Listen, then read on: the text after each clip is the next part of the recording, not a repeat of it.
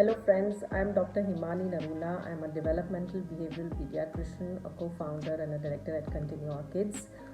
This video is based on desensitizing a child to loud noises.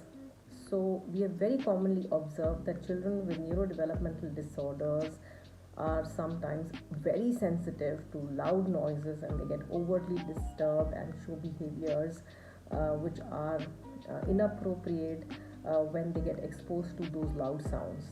So what strategy we can use here is identify the sound which is causing disturbance. Once you have identified the sound, you record the sound in a recorder where the volume can be adjusted from low to high volume, and then take up a timing and engage your child in an activity which is pleasurable for your child, or maybe eating something that he likes to eat. Then at a distance, very far off distance, and in a very low volume, you can play that disturbing sound and see if your child is getting disturbed with it at that particular point or not.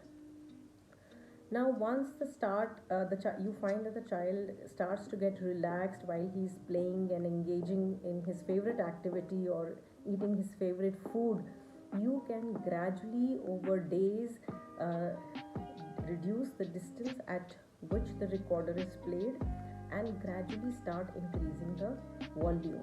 Like this, we are trying to desensitize the child to that particular sound which was disturbing.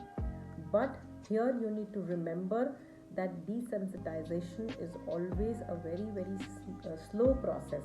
Do not haste and rush into it.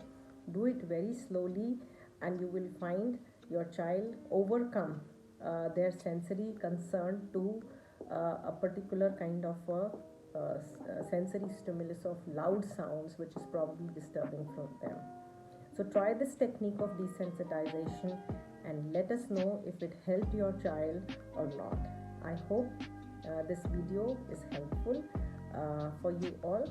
Thank you so much.